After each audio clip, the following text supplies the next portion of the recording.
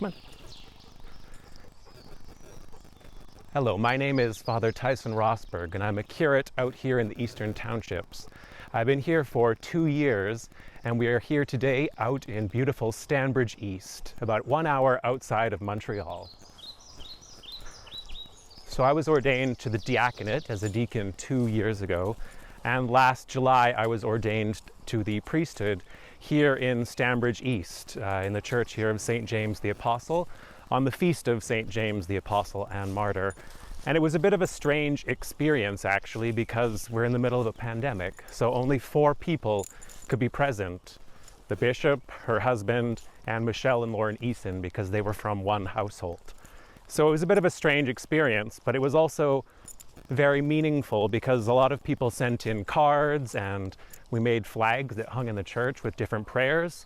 So it felt like everyone was here, even though no one could actually be here.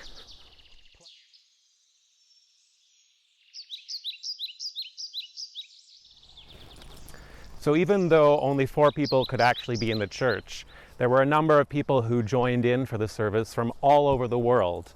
Hundreds of people, and you could see the prayers and the comments afterwards. And I think one of the most important things for me was that a dear friend and mentor, my friend Mary Haddad, from the American Cathedral in Paris, she gave the sermon live from in front of the Eiffel Tower. So that was particularly meaningful for me. And another thing that was really special for me was that even though they couldn't be present, the community showed up afterwards and we had a bit of a drive-by parade, which included various people in their cars, and even the local village fire truck went by with balloons and honking its sirens. So it's actually been a pretty strange year for me, because even though I was ordained to the priesthood last year, to this date I've never celebrated the Eucharist, which is one of the most central things that a priest does, and it's one of the central things in which, the central ways in which we live out our faith as Christians, as Anglicans. And most of my ministry has been almost entirely online, on Zoom. And so it's been a year of trying to figure out what it means to be a priest, what it means to be a priest in a pandemic, what it means to be a priest online. And in some ways, forgetting some of the things that I thought I knew about priesthood and learning some things I never knew that I needed to know. So one of the important theological learnings that I've had this year is that I think that we as Christians sometimes make a dichotomy or a comparison between where God can be found and where God cannot be found. And I think we try and put God in a box sometimes, saying that God can be found within the 4 walls and steeple of a church. And maybe God can be found elsewhere, particularly out here in the beauty of creation. And I think for me at least, that's been a really important learning, because as our churches remain closed for public safety and health, that does not mean that God is closed. It doesn't mean that we can't find God elsewhere. And so these times in nature, taking my dog for a walk down here to the river, have took on extra special meaning.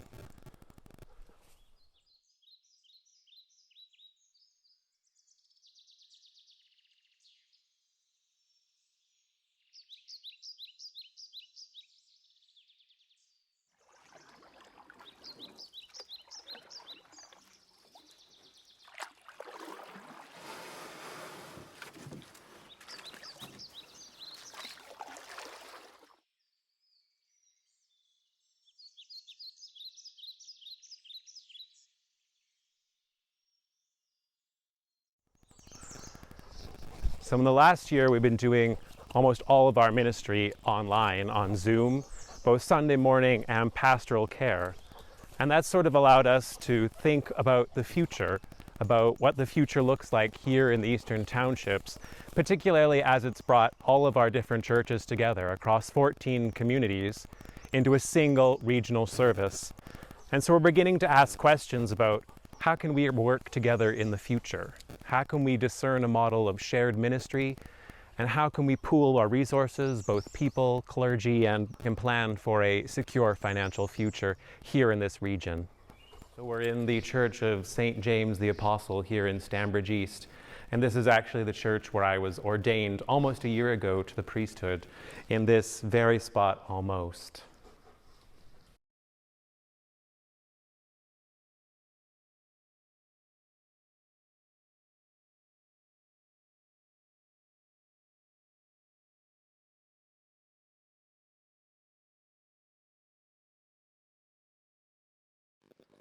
There's a stained glass window of St. James the Apostle, and actually in the bottom of the window, there's a picture of the church with the saint, and that's this very church that we're in right now.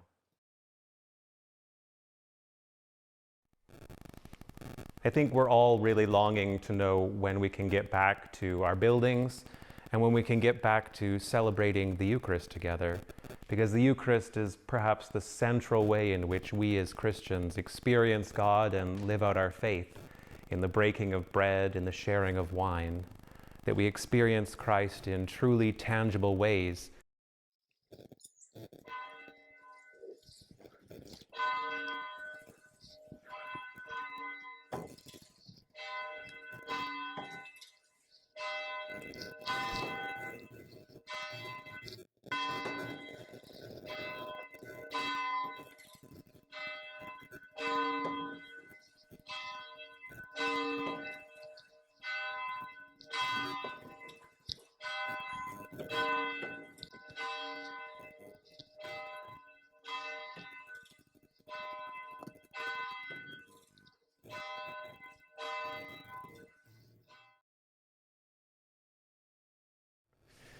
So let me give you a little tour of my garden here at the church. When I moved into the rectory here, which is a beautiful stone rectory from the 1850s, when I moved here, almost none of these plants existed. There was just these beautiful irises were here and a few other things. And over the last 2 years, I've slowly added to it and built it up. And it doesn't look like much right now because I've only just started planting, but this is my vegetable garden, which I put in last year at the beginning of COVID, when there was all that talk in the news about food insecurity and shortage. So I put in a garden thinking that at least, if nothing else, I would have something to eat.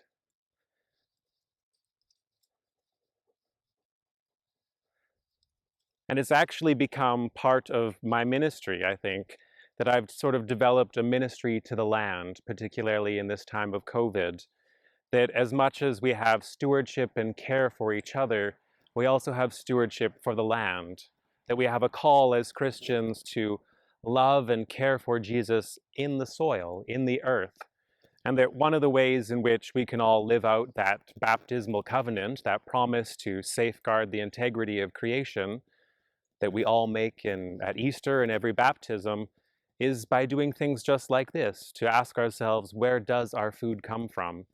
How do I eat, and how does the food that I eat benefit creation or harm creation? We have to ask those questions of ourselves.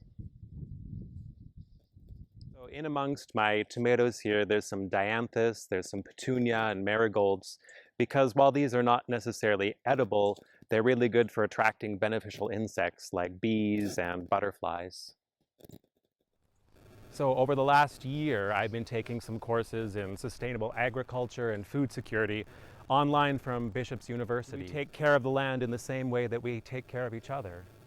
Do we see Jesus in the soil and the earth, or is the earth just something to be exploited?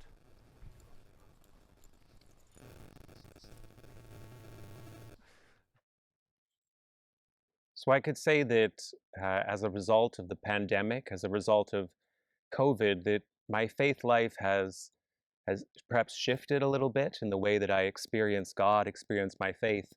Because I would definitely say that before the pandemic, before moving out to the country, I was very much what you would call a high church Anglican, the bells and the smells and the centrality of the Eucharist every Sunday.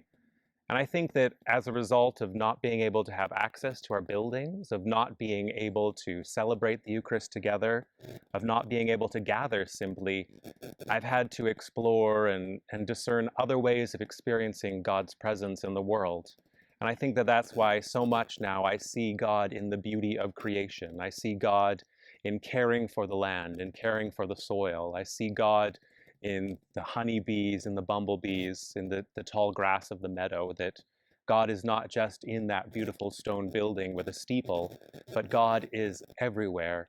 God is beyond containment. So when we talk about the Eucharist, I think it's actually a lot more adaptable to different contexts than any of us truly think to imagine. That just as we can celebrate the Eucharist around an altar with candles and organ music inside that beautiful church, we could also celebrate the Eucharist here, out in God's world, in God's creation, with real bread and real wine and real people, real animals.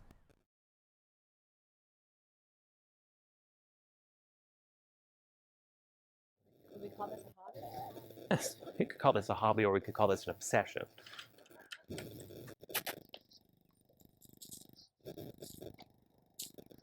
Henrietta, there you go.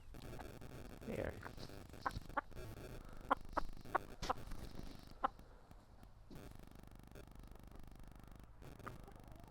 So I grew up with chickens back home in British Columbia, and one of the first things I did when I moved out to the country was want to build a chicken coop here for myself. And I built that first one, and then this one I built last winter to insulate.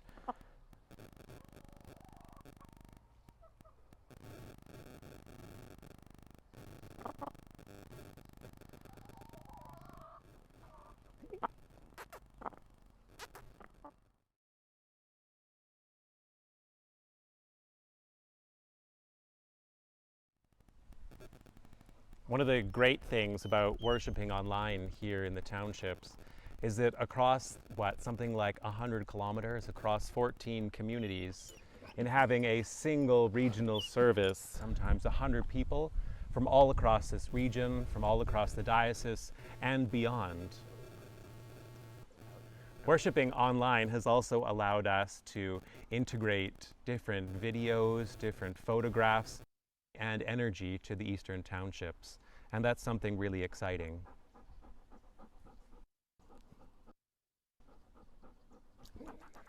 So one of the things that we're doing based off of the success of working together online, of our different communities coming together, is trying to discern what the future of ministry could look like here in the Eastern Townships, because we've come to realize that when we work together, we're so much more stronger than if we're an individual church and another individual church.